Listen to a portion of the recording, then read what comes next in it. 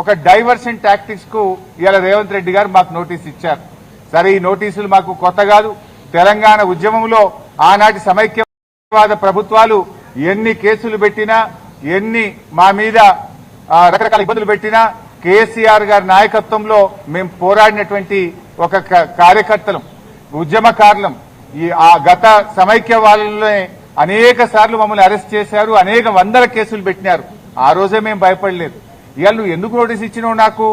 మేము ఏమడిగినాం? నీ 6 గ్యారంటీల సంగతి ఏంది అని అడిగినాం. నువ్వు బాండ్ పేపర్ మీద రాసిచ్చిన మహిళలకు మహాలక్ష్మి 2500 ఎప్పుడు ఇస్తావు అని అడుగుతా ఉన్నాం. నువ్వు అవ్వా తాతలకు 4000 పెన్షన్ ఎప్పుడు ఇస్తావు అని అడుగుతా ఉన్నాం.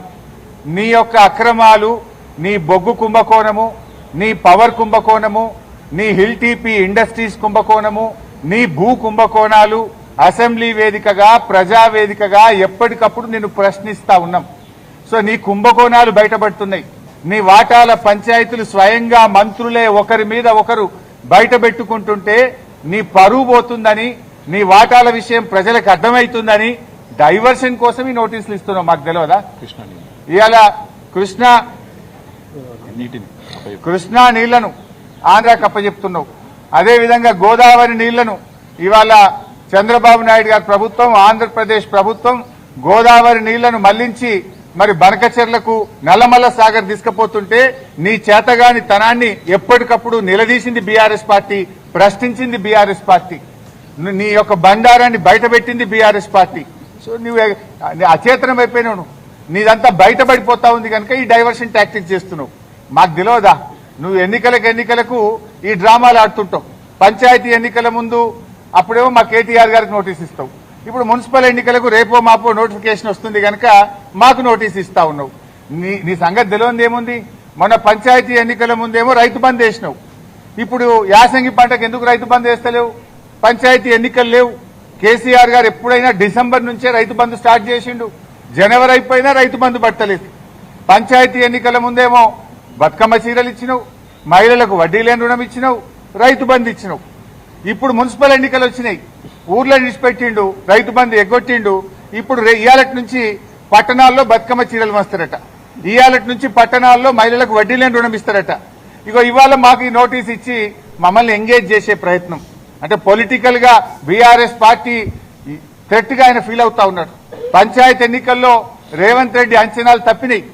40% సర్పంచులు గెలిచి బీఆర్ఎస్ పార్టీ అద్భుతమైన విజయాన్ని సాధించింది. దాంతో ఆయనకు దిమ్మ తిరిగిపోయింది. ఈ మున్సిపల్ ఎన్నికల్లో కూడా మళ్లీ బీఆర్ఎస్ పార్టీ బలమైనటువంటి ప్రత్యర్థిగా ఉంది కనుక ఈ డ్రామాలన్నీ షురూ చేసిండు. చీరలు పంచి ఎన్నికలు వచ్చినాయి కనుక చీరలు పంచుతా, వడ్డీ లేని రుణం పంచుతా అని డ్రామాలు స్టార్ట్ చేసిండు. మాకు ఈ నోటీస్ ఇచ్చి ఫోన్ ట్యాపింగ్ కేసులో ఏదో ఉంది అనేటువంటి ఒక క్రైమ్ సినిమా సీరియల్ లెక్క నడుపుతా ఉన్నాడు. 2 ఏళ్ల నుంచి డ్రామాలు ఆడుతున్నావు. ఆల్రెడీ నువ్వు గతంలో నా మీద ఫోన్ ట్యాపింగ్ కేసు పెడితే హైకోర్టు కొట్టేసింది, సుప్రీంకోర్టు కూడా కొట్టేసింది. నీ చెంప చెల్లుమనే విధంగా తీర్పు ఇచ్చింది. నువ్వు పెద్ద పెద్ద అడ్వకేట్లను, రాష్ట్ర ప్రభుత్వ డబ్బులను, కోట్లాది రూపాయల డబ్బులు ఖర్చు పెట్టి పెద్ద పెద్ద న్యాయవాదులను పెట్టినావు నా మీద. ఎంత పెద్ద న్యాయవాదులను పెట్టినా న్యాయం నా వైపు ఉంది కనుక, మేం తప్పు చేయలేదు కనుక, ధర్మం మా వైపు ఉంది కనుక హైకోర్టులోకి పోయి గెలిచాం. సుప్రీంకోర్టు కూడా నీ చెంప చెల్లుమనే విధంగా నువ్వు స్పెషల్ లీవ్ పిటిషన్ వేస్తే కూడా కొట్టివేసింది. న్యాయం నిలబడ్డది, ధర్మం నిలబడ్డది. అయినా నువ్వు మళ్ళీ పిలుస్తున్నావు. సుప్రీంకోర్టే కొట్టేసి ఇంకా మళ్ళీ పిలుచుడేంది డ్రామా? ఏంది డ్రామా? ఎన్ని రోజులు ఈ డ్రామా నడుపుతావు? 2 సంవత్సరాలు దాటిపోయింది. అంటే ఒక కంటిన్యూస్ గా ప్రజల్ని ఎంగేజ్ చేయాలని, మీడియాను డైవర్షన్ చేయాలని, ప్రజల అటెన్షన్ డైవర్షన్ చేయాలని. నువ్వు ఎంత డైవర్షన్ చేసినా నేను ఎడవం. నీ బొగ్గు కుంభకోణం గురించి నిలదీస్తూనే ఉంటాం. నువ్వు ఆంధ్రాకు అమ్ముడుపోయిన విధానాన్ని నిలదీస్తూనే ఉంటాం. ఎల్టీపీ పాలసీ ఇండస్ట్రీ కుంభకోణం గురించి నిలదీస్తూనే ఉంటాం. నీ పవర్ స్కామ్ గురించి నిలదీస్తూనే ఉంటాం. నీ యొక్క అవినీతి బాగోతాలు అన్ని కూడా బయట పెడుతూనే ఉంటాం. 6 గ్యారంటీల కోసం తెలంగాణ ప్రజల పక్షాన నిన్ను ప్రశ్నిస్తూనే ఉంటాం, నిలదీస్తూనే ఉంటాం. నేను ఈరోజు బీజేపీ కిషన్ రెడ్డి గారికి కూడా ఒక లేఖ రాస్తా ఉన్నా. కిషన్ రెడ్డి గారు, మీరే కేంద్ర బొగ్గు గనుల శాఖ మంత్రి. సింగరేణిలో 49% కేంద్ర ప్రభుత్వానికి వాటా ఉంది. సింగరేణిలో జరిగిన అవినీతి కుంభకోణాల గురించి నిన్న మీడియా సాక్షిగా బయటపెట్టినా. ఈ రోజు నీకు కూడా లెటర్ రాస్తా ఉన్నా. నువ్వు ఒకవేళ రేవంత్ రెడ్డితో కుమ్మక్కు కాకపోతే వెంటనే సిబిఐ విచారణకు నువ్వు ఆదేశించాలని చెప్పి కిషన్ రెడ్డి గారిని డిమాండ్ చేస్తూ I'm writing A open letter to Kishan Reddy. Kishan Reddy గారు, నేను అన్ని ఆధారాలు ఇవ్వడానికి సిద్ధంగా ఉన్నా. రేవంత్ రెడ్డి బావుమరిదే ఈ యొక్క కుంభకోణాన్ని ఎట్లా నడిపాడు, ఎట్లా ఈ టెండర్లన్నీ రింగు చేశాడు, మరి కోల్ ఇండియాలో కానీ అదేవిధంగా వెస్టర్న్ కోల్ ఫీల్డ్స్ లో కానీ గతంలో సింగరేణిలో కానీ ఎప్పుడైనా -10 నుంచి -20 టెండర్లు పోతుండే. ఈ సైట్ విజిట్ సర్టిఫికేట్ పెట్టిన తర్వాత మరి ఎవరెవరు టెండర్లు వేస్తున్నారో తెలిసి రేవంత్ రెడ్డి బావుమరిది ఆ కాంట్రాక్టర్లను బెదిరించి వాళ్ళు ఏ రకంగా ప్లస్ టెండర్లు ఆయన పొందిండు టెండరు, ఆయన ఎవరనుకుంటే వాళ్ళకి టెండర్ వస్తుంది, ఎవరనుకుంటే వాళ్ళకి సైట్ విజిట్ సర్టిఫికేట్ వస్తుంది. 9E బ్లాక్ ఒక్కటే రద్దు చేయడం కాదు, ఈ టెండర్లు రద్దు చేయాలి. దీని మీద సిబిఐ విచారణ జరపాలని నేను నిన్న డిమాండ్ చేసిన. ఇలా వ్రాతపూర్వకంగా కూడా కిషన్ రెడ్డి గారికి I'm writing A open letter. దీని మీద వెంటనే బీజేపీ స్పందించాలని, నిజానిజాలు బయటకు తీయాలని, ఈ దొంగల్ని అరెస్ట్ చేయాలని, ఈ అవినీతి సొమ్మును కక్కించాలని, ఈ రాష్ట్రానికి సింగరేణి కార్మికులకు జరుగుతున్న నష్టాన్ని మరి బయటకు తీయాలని చెప్పి మేము డిమాండ్ చేస్తా ఉన్నాం. ఎందుకంటే సింగరేణి డబ్బుతో రేవంత్ రెడ్డి ఫుట్బాల్ ఆడుతున్నాడు. 100 కోట్ల రూపాయల సింగరేణి డబ్బులను తన షోకుల కోసం ఖర్చు పెడుతుంటే ఎందుకు కిషన్ రెడ్డి గారు మౌనంగా ఉంటున్నారు, ఎందుకు బీజేపీ మౌనంగా ఉంటుందని కూడా నేను ప్రశ్నిస్తా ఉన్నా. అన్ని బయటకు రావాలంటే సిబిఐ విచారణ జరపాలని డిమాండ్ చేస్తున్నాం. సో మేము తప్పు చేయలేదు. నిన్న రాత్రి నోటీస్ ఇచ్చినా రాత్రే హైదరాబాద్కు వచ్చినాం. ఈ రోజు న్యాయ వ్యవస్థ మీద గౌరవం ఉంది, చట్టాన్ని గౌరవిస్తాం కనుక వారు చెప్పిన సమయం ప్రకారం మేము హాజరవుతున్నాం. సమయం తీసుకునే అవకాశం ఉంది, కానీ మేము తప్పు చేయలేదు, మేము భయపడాల్సిన అవసరం లేదు. ఏ రకంగా కూడా ఈ కేసుతో మాకు సంబంధం లేదు. ఇది ఒక అక్రమ కేసు. కేవలం బురద జల్లాలని, రాజకీయాలను డైవర్ట్ చేయాలని, అటెన్షన్ డైవర్షన్ కోసం రేవంత్ రెడ్డి ఆడుతున్న ఒక సిల్లీ డ్రామా ఇది. రేవంత్ రెడ్డి రాజకీయాల కోసం చేస్తున్నటువంటి ఒక డ్రామా సీరియల్ లాంటిదే తప్ప ఇందులో ఎక్కడ కూడా నిజం లేదు. అందువల్ల మేము ఎక్కడ భయపడం. ఎన్నిసార్లు పిలిచినా వెళ్తాం, ఎక్కడికైనా వెళ్తాం. ఇప్పటికే హైకోర్టు, సుప్రీంకోర్టు ఈ ఫోన్ ట్యాపింగ్ కేసులో రేవంత్ రెడ్డి నన్ను ఇన్వాల్వ్ చేయాలని ఎన్ని ప్రయత్నాలు చేసినా హైకోర్టు కొట్టేసింది, సుప్రీంకోర్టు కొట్టేసింది. మళ్ళీ కొత్త డ్రామా పెట్టిండు. మాకు తెలుసు కేటీఆర్ గారిని ఎట్లా ఇబ్బంది పెట్టిందో మాకు తెలుసు. మా నాయకులందరినీ కూడా ఏ రకంగా ఇబ్బంది పెట్టినారో తెలుసు.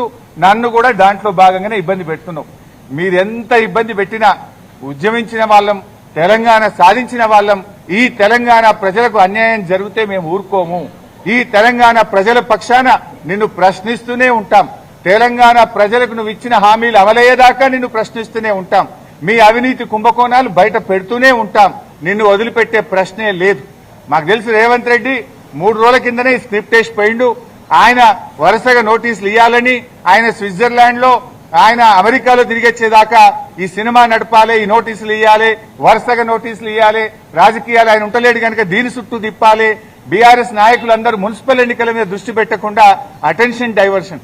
సంగారెడ్డిలో ఒక ఎమ్మెల్యే మొన్ననే చెప్పిండు, మేము ఉమ్మడి మెదక్ జిల్లాలో కష్టపడి పనిచేస్తే ఒక ఆయన చెప్పిండు మొన్ననే, ఇక నేను మళ్ళీ పోటీ చేయా, ఇక నేను మళ్ళీ ఓటు అడగా అని మా దెబ్బ కొడితే మొన్న ఒక నాయకుడు చెప్పిండు.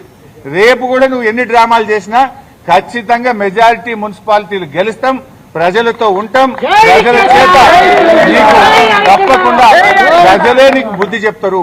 మేము మాట్లాడుతున్నది నీ అవినీతి మీద బయట పెట్టినాం, దాని మీద సమాధానం చెప్పు. నీ 6 గ్యారెంటీల గురించి అడుగుతున్నాం, దాని మీదే సమాధానం చెప్పు.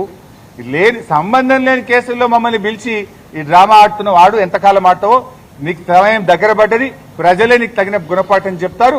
తప్పకుండా మేము న్యాయపరంగా ఎలాంటి అవకాశాలు ఉన్నాయో న్యాయపరంగానే ఈ కేసును మేము ఎదుర్కొంటాం. Thank you.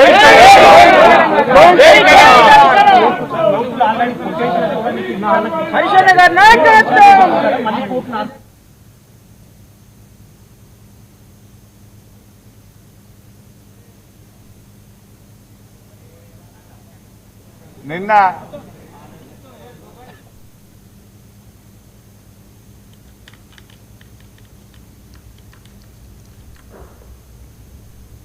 సంక్రాంతి సెలవులు ముగియడంతో